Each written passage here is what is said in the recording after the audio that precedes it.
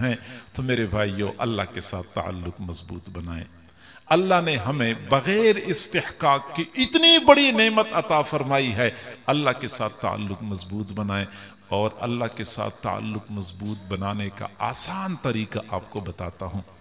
ठीक है, हम कमजोर हैं, हम पूरी शरीयत पे अमल नहीं कर सकते, हम कमजोर हैं, हम गुनाहों से नहीं बच सकते। कम से कम एक काम का एहतिमाम अपने ऊपर लाजिम कर लें। रोजाना 5 मरतबा अल्लाह के दरबार में हाजिरी देना हर हाल में अपने ऊपर लाजिम कर लें।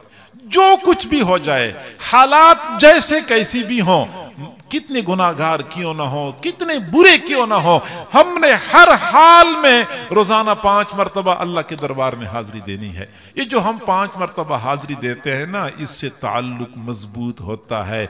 अगर गुनाहों की वजह से ताल्लुक कट भी जाए, लेकिन नमाज के जरिए ताल्लुक फिर जुड़ जाता है। फिर गुनाह करते हैं, ताल्लुक कट जाए, नमाज के जरिए फिर ताल्लुक जुड़ जाता है। ये बार बार ताल्लुक जुड़ता रहता है, और यही कुछ अल्लाह ताला को मकसूद और मतलूब है। मैं आपको एक तफसील से समझाऊं कि एक आदमी फजर की नमाज से फारिग होता है तो वो बाहर निकलता है। फजर से लेके ज़ोहर तक 7 घंटे 8 घंटे वो अल्लाह की नाफरमानी में गुजारता है। ज़बान काबू में नहीं है, निगाहें कंट्रोल में नहीं है, दिलो दिमाग के ख्यालात ठीक नहीं है। लेकिन जो ही ज़ोहर की आज़ान होती है, ये बंदा सारे काम काज छोड़ के मस्जिद का रुख करता है। इसका सर झुका हुआ होता है, ये अपनी जबान से कुछ नहीं कहता, लेकिन उसका दिल कह रहा होता है कि ऐ अल्लाह, मैं बहुत गुनाहगार हूं, बहुत बुरा हूं, मैंने सुबह से लेके अब तक 7-8 घंटे गुनाहों में गुजारे हैं। अल्लाह, मैं गुनाह नहीं छोड़ सकता, लेकिन तुझे भी नहीं छोड़ सकता। तुझे मनाने के लिए एक मर्तबा फिर तेरे दरबार में हाजिरी दे रहा हूं। फिर ये मस्जिद में एक मुजरिम की तरह सर झुका के खड़ा हो जाता है। फिर क़ियाम की हालत में, रुकू और सजदे की हालत में रब की ताज़ीम बयान कर रहा होता है। अल्लाह ताला को तरस आ जाता है कि जो भी है अब सुलो करने के लिए मेरे सामने खड़ा है। हुक्म दिया जाता है फरिश्तों को कि फजर से लेके ज़ोहर तक जितने गुनाह कर चुका है सब पर कलम फेर दिया जाए, सबको साफ कर दिया जाए। गुनाह मिट जाते हैं। ज़ोहर की नमाज से फारिग होके ये बाहर निकल जाता है। असर तक फिर गफलत में वक्त गुजारता है, लेकिन जो ही असर की आजान होती है सब कुछ छोड़ छाड़ के मस्जिद का रुख करता है, सर झुका होता है। दिल के जज्बात ये होते हैं कि अल्लाह क्या करूं, कमजोर हूं, शैतान मुझ पे गालिब आ जाता है, मुझसे गुनाह करवाता है। ऐ अल्लाह, मैं गुनाह नहीं छोड़ सकता, लेकिन तुझे भी नहीं छोड़ सकता। मैं एक मर्तबा फिर तेरे दरबार में हाजिरी दे रहा हूं। फिर अल्लाह के सामने खड़ा हो जाता है। अल्लाह को तरस आ जाता है, गुनाह माफ हो जाते हैं। मगरिब में फिर ऐसा होता है, ईशा में ऐसा होता है। ऐ अल्लाह, क्या करूं, गुनाह नहीं छोड़ सकता, लेकिन मैं तुझसे दूर नहीं होना चाहता। बार बार तेरे दरबार में हाजिरी देता हूं। ये इस बात की दलील है कि मैं तुझसे दूर नहीं होना चाहता।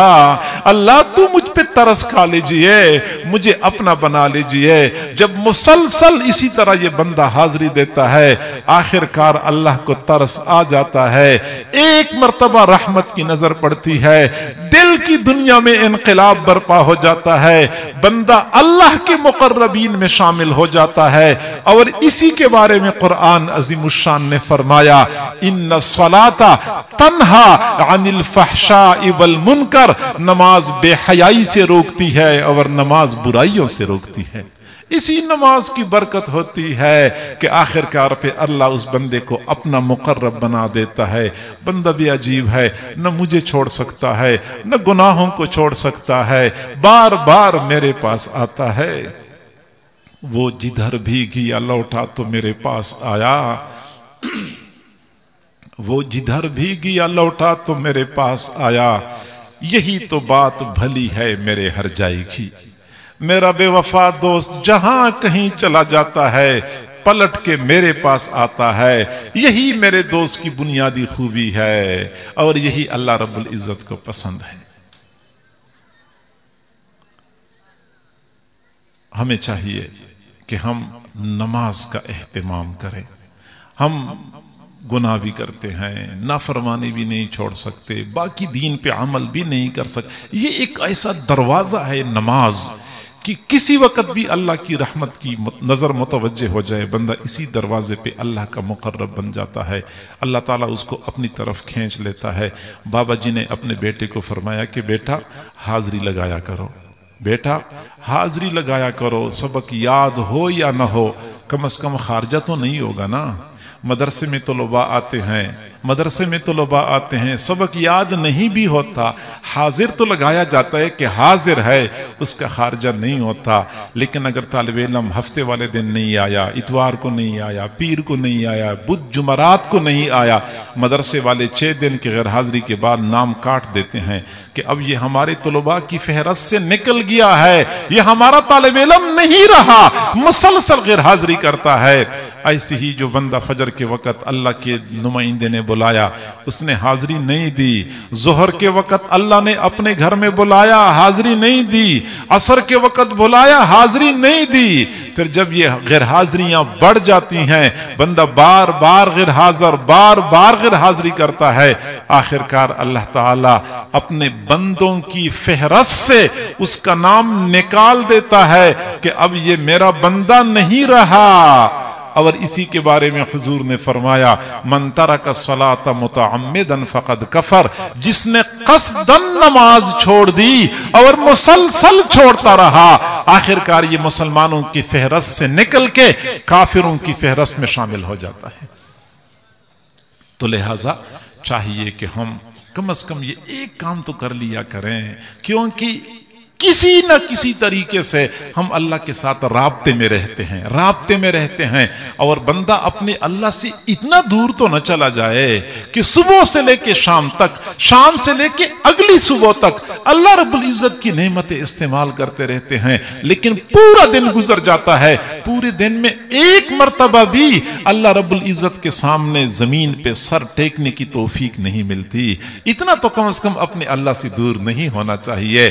थानेदार थाने से फोन करता है कि थाने में हाजिर हो जाओ, हम नाश्ता किए बगैर भागे भागे जा रहे होते हैं कि साहब नाराज हो जाएंगे, देर न हो जाए, वो थानेदार ने बुला लिया, हम भागे भागे जा रहे होते हैं। और अल्लाह के नुमाइंदे ने फजर के वक़्त बुलाया, हम नहीं गए, जोहर के वक़्त बुलाया, नहीं गए, अल्लाह के दरबार से असर के वक़्त बुलावा आया, नहीं गए, मगरिब ईशा में नहीं गए। तो हमें ये बात माननी चाहिए कि हमारे यहाँ अल्लाह ताला की वक़्त एक थानेदार के बराबर भी नहीं है। थानेदार ने बुलाया, भागे भागे जा रहे हैं, अल्लाह ने बुलाया, हमें परवाही नहीं है। तो नमाज न छोड़े, नमाज के जरिए अल्लाह के साथ हमारा राब्ता बरकरार रहता है, जो कुछ भी है राब्ता बरकरार रहता है। इमाम अहमद बिन हम्बल रहमतुल्लाह अलैह फरमाते हैं, मैं काफिले के साथ सफर कर रहा था, डाकुओं ने काफिला घेर लिया, सारा सामान लूट लिया। जब डाकुओं ने सारा सामान समेट लिया, फिर मैंने देखा एक डाकू नमाज पढ़ने के लिए खड़ा हो गया। जब उसने नमाज पढ़ ली, मैंने पूछा, अल्लाह के बंदे, उधर डाके डालता है, उधर नमाजें पढ़ता है। तो डाकू ने मेरी तरफ देखा और कहने लगा कि डाका डालना मेरी मजबूरी है, ये हमारा खानदानी पेशा है, और नमाज इसलिए नहीं छोड़ता कि अपने ऊपर अल्लाह ताला के तमाम दरवाजों को बंद नहीं करता, एक दरवाजा खुला रखता हूं। इतना कम से कम अल्लाह के साथ मुसलसल बंदगी का राब्ता रखता हूं, किसी वक्त अल्लाह की रहमत की नजर मुतवज्जे हो जाएगी और मेरा काम बन जाएगा। इमाम अहमद बिन हम्बल रहमतुल्लाह अलैह फरमाते हैं, फिर 2-3 सालों के बाद मैं हज करने के लिए हरम शरीफ गया हुआ था। मैं तवाफ कर रहा था, मैंने बैतुल्लाह के गिलाफ के साथ एक बंदे को लिपटा हुआ देखा, ज़ारो कतार रो रहा था, अपने गुनाहों की माफी मांग रहा था। मुझे रशक आया कि ये कौन बंदा है जिसकी इतनी अच्छी कैफियत बनी हुई है। मैं करीब गया, मैंने देखा वही डाकू था जिसको मैंने 2 साल पहले नमाज पढ़ते हुए देखा था। तब मुझे बात समझ आ गई कि उसने कहा था कि मैं अपने ऊपर अल्लाह की तरफ जाने वाले तमाम दरवाजों को बंद नहीं करता, एक दरवाजा खुला रखता हूं। उसी एक दरवाजे के जरिए अल्लाह रब्बुल इज्जत ने इसको अपने पास बुला लिया है। तो सारे दरवाजे तो अपने ऊपर बंद न करें ना। रोजे का दरवाजा बंद हो गया, हज का दरवाजा बंद हो गया, ज़कात का दरवाजा बंद हो गया, तकवा परहेजगारी नहीं रही, कम से कम ये एक दरवाजा तो खुला रखें। किसी वक्त भी अल्लाह बुलाए तो हमारे पास कुछ ना कुछ तो रास्ता मौजूद हो। तो नमाज की पाबंदी करें, अल्लाह के साथ ताल्लुक मजबूत करें, ईमान महफूज हो जाएगा।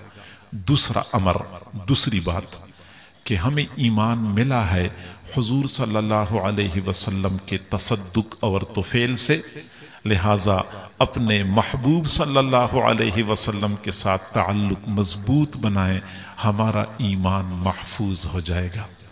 हुजूर के साथ ताल्लुक मजबूत बनाएं। वो कैसे होगा?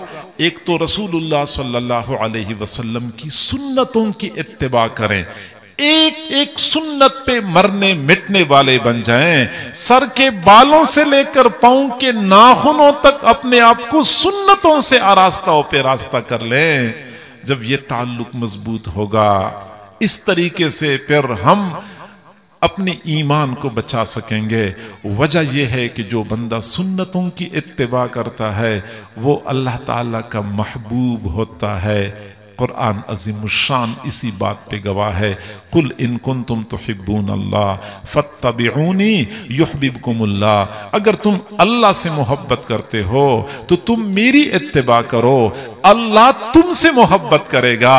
तो अगर हम रसूलुल्लाह की इत्तिबा करेंगे तो अल्लाह हमसे मोहब्बत करेगा, और जब हम अल्लाह के महबूब बन जाएंगे तो अल्लाह अपने महबूब बंदों से ईमान को सलब नहीं करता बल्कि उनकी ईमान की हिफाजत करता है। तो एक तो हम सुन्नतों की इत्तिबा करें, बंदा अपने महबूब की सुन्नतों की बदौलत अल्लाह का महबूब बन जाता है, ईमान महफूज हो जाता है। कई मर्तबा लोग ये कहते हैं कि रसूलुल्लाह की मोहब्बत बस दिल में होनी चाहिए। ये ज़ाहिरी नक्काली का क्या फ़ायदा?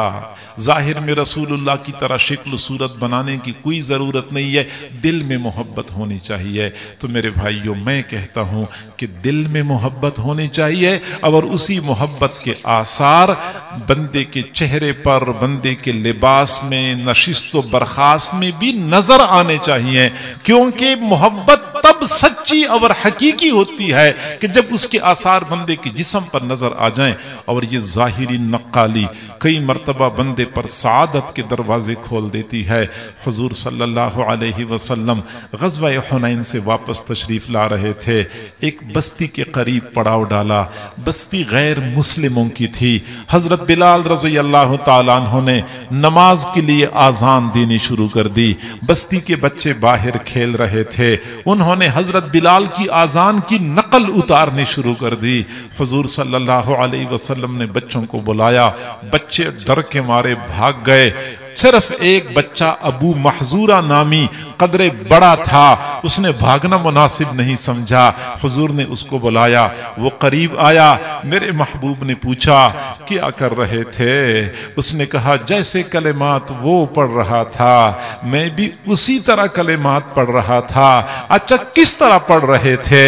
अब बच्चा कलेमात दोहराने लगा, अल्लाहु अकबर अल्लाहु अकबर अल्लाहु अकबर अल्लाहु अकबर, अशहदु अल्लाह इलाहा इल्लल्लाह, अशहदु अल्लाह इलाहा इल्लल्लाह, अशहदु अन्ना मुहम्मदर रसूलुल्लाह, अशहदु अन्ना मुहम्मदर रसूलुल्लाह। हुजूर सल्लल्लाहु अलैहि वसल्लम ने फरमाया अब जाओ अपना काम करो। उसने कहा अब मैं कहां जा सकता हूं? अब तो मैंने जिनका कलमा पढ़ा है उन्हीं के साथ जाऊंगा। नकल उतार रहे थे, नकल ने कैसे दिल में जगह पकड़ ली। जिनका कलमा पढ़ा है उन्हीं के के साथ जाऊंगा। हुजूर सल्लल्लाहु अलैहि वसल्लम ने उस लड़के को अपने साथ लिया। मक्का मुकर्रमा पहले से फतह हो चुका था। मक्का मुकर्रमा में मस्जिद हराम में एक मुअज्जिन की जरूरत थी। हुजूर सल्लल्लाहु अलैहि वसल्लम की निगाह इंतखाब अबू महजूरा पर पड़ गई। वो अबू महजूरा जिसने हजरत बिलाल की आजान की नकल उतारी थी, मुसलसल 60 साल तक मस्जिद हराम में आजाने देते रहे। नकल अल्लाह ताला असल में तब्दील कर देता है और ऐसा बदल जाता है। लिहाजा एक तो सुन्नतों की इत्तिबा करें, दूसरा ये कि दरूद शरीफ की कसरत करें। दरूद शरीफ कसरत से पढ़ा करेंगे, हमारा ईमान महफूज हो जाएगा। और वो क्यों मेरे भाइयों, मेरा ये अकीदा है, आपका भी यही अकीदा होना चाहिए कि जब हम दरूद शरीफ पढ़ते हैं तो फरिश्ते हमारा दरूद ले लेते हैं, हुजूर सल्लल्लाहु अलैहि वसल्लम की खिदमत में पेश करते हैं। फरिश्ते अर्ज करते हैं, ऐ अल्लाह के नबी, ये फलां की जानिब से आपके लिए हदिया है। हदिया के तौर पे हमारा दरूद शरीफ रसूलुल्लाह की खिदमत में पेश किया जाता है। और मेरे महबूब सल्लल्लाहु अलैहि वसल्लम का उम्र भर तरीका ये था कि जब कोई बंदा आपको हदिया पेश करता था, रसूलुल्लाह जरूर बदले में हदिया दिया करते थे, हदिया के बदले में हदिया दिया करते थे। अब जब हमारी तरफ से दरूद शरीफ के हदाया जाते रहेंगे तो वहां से भी दरूद शरीफ के बदले में हमें हदाया मिलते रहेंगे। लेकिन वो हदाया माल पैसे की सूरत में नहीं होते, वो मिठाई और फलों की सूरत में नहीं होते, वो कार कूठी की सूरत में नहीं होते, बल्कि वो रूहानी अनवारात होते हैं, वो फयूजात होते हैं जो हुजूर सल्लल्लाहु अलैहि वसल्लम के मुबारक दिल से हमारे दिलों में पहुंच रहे होते हैं। यहां से हम दरूद शरीफ पढ़ते हैं, दरूद उन पे पढ़ो और खुद संवर जाऊं कि जब कोई बंदा रसूलुल्लाह पे दरूद पढ़ता है खुद ब खुद वो संवरता रहता है। ये खुद ब खुद नहीं संवरता, बल्कि जब बंदा दरूद पढ़ता है रसूलुल्लाह के पास हदिया पहुंचता है, रसूलुल्लाह के कल्ब मुबारक से वो फैज बंदे को मुतवातिर मिल रहा होता है। हमारा ये अकीदा है, दुनिया से जो अल्लाह वाले दुनिया से चले जाते हैं वो तो चले जाते हैं, लेकिन उनका फैज बाद में भी जारी वो सारी होता है। अगर आम अल्लाह वालों का फैज जारी वो सारी रहता है तो रसूलुल्लाह सल्लल्लाहु अलैहि वसल्लम का फैज कैसे नहीं जारी होगा। लिहाजा दरूद शरीफ कसरत से पढ़ने की वजह से रसूलुल्लाह की जानिब से फिर अनवारात और फयूजात बंदे के दिल में पहुंच रहे होते हैं। मदारिस अरबिया में तलबा जो आखिरी साल में पढ़ते हैं, जैसे अभी ये हजरात उलूम के हुसूल से फारिग हो चुके हैं, ये दौरा हदीस का साल होता है और इस साल में सुबह से लेके शाम तक तलबा मुसलसल हदीसें पढ़ रहे होते हैं, उस्ताद पढ़ा रहे होते हैं। जाहिरी बात है कि इन अहादीस में रसूलुल्लाह सल्लल्लाहु अलैहि वसल्लम का नामे नामी कसरत से आता है। जो ही रसूलुल्लाह का नाम तालिब इल्म इबारत पढ़ते हुए लेता है या उस्ताद सबक पढ़ाते हुए नाम लेता है, पूरे दारुल हदीस में दरूद शरीफ की एक गूंज उठती है। मुसलसल दारुल हदीस के दरो दीवार दरूद शरीफ की गूंज से गूंजते रहते हैं।